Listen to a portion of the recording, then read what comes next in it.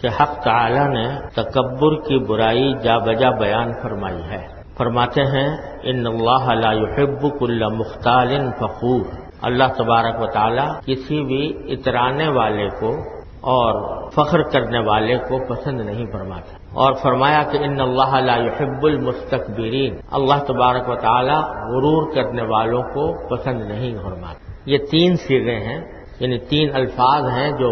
قرآن کریم نے استعمال فرمائے ہیں، مختال اور فخور اور مستکبرین، اور تینوں کے بارے میں یہ فرمایا کہ لا يحب، یعنی اللہ تعالیٰ ان کو پسند نہیں فرماتا۔ ان تین لفظوں کی شرح یہ ہے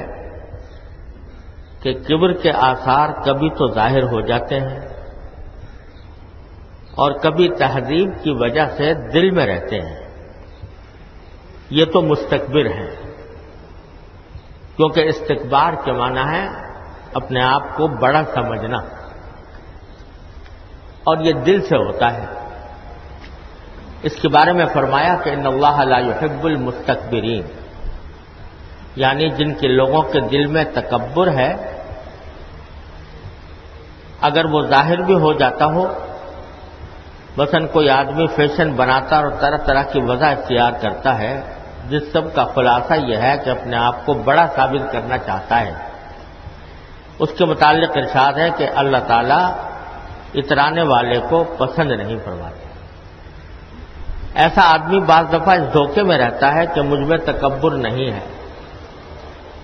کیونکہ ان لوگوں نے اسی کا نام تکبر رکھا ہے کہ زبان سے کوئی بڑائی کا کلمہ کہا جائے،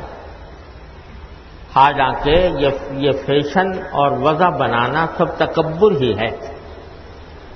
زبان سے نہ صحیح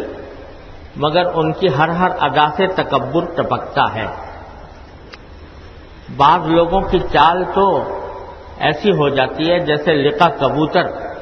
اپنی دم کو سنبھال کر حرکت کرتا ہے،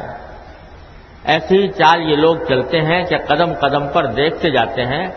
کہ کہیں سے فیشن تو نہیں بگڑ گیا۔ غرض یہ کہ ان افعال کا کرنے والا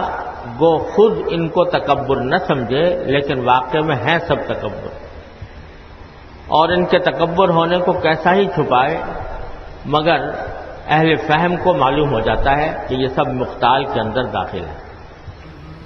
اور بعضوں کی زبان سے بھی تکبر کے کلمات نکلنے لگتے ہیں، ان کو فخور فرمایا۔ بس مختال تو وہ ہے جس کے دل میں تکبر ہو اور افعال سے بھی ظاہر ہو مگر اقوال سے ظاہر نہ ہو، اور فخور وہ ہے جس کی زبان سے بھی ظاہر ہونے لگے۔ تو یہ تین درجے ہوئے، ایک مستکبرین کا، ایک مختال کا اور ایک فخور کا۔ خلاصہ یہ کہ تکبر کا ظہور ہو یا نہ ہو، یعنی زبان سے تکبر ہو یا قلب سے، افعال سے، سب کو اللہ تعالیٰ نے یہ فرمایا کہ اللہ تعالیٰ ایسے آدمیوں کو پسند نہیں فرماتے۔ اب یہ سمجھیے کہ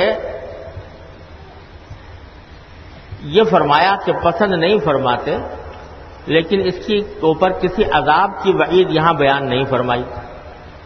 لیکن اس آیت میں نہ صحیح دوسری آیتوں میں تکبر پر عذاب کی وعید بھی موجود ہے۔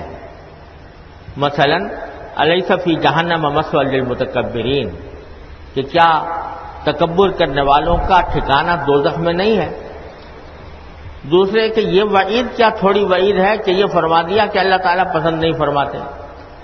غور سے دیکھو تو وعید کی اصل یہی ہے،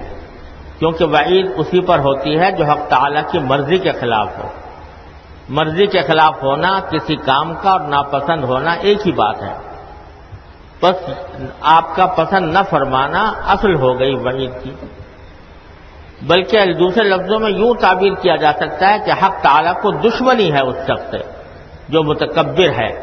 یا مختال ہے یا فخور ہے، کیونکہ محبت وہ لغت کے اعتبار سے عداوت کی ضد ہے، نقیض نہیں، لیکن محاورات میں جس پر اطلاق قرآنیہ مبنی ہے وہ عداوت کی نقیض ہے۔ لہذا جب کسی سے اللہ تعالیٰ کو محبت نہ ہو تو اس کا مطلب یہ کہ اس سے عداوت ہے۔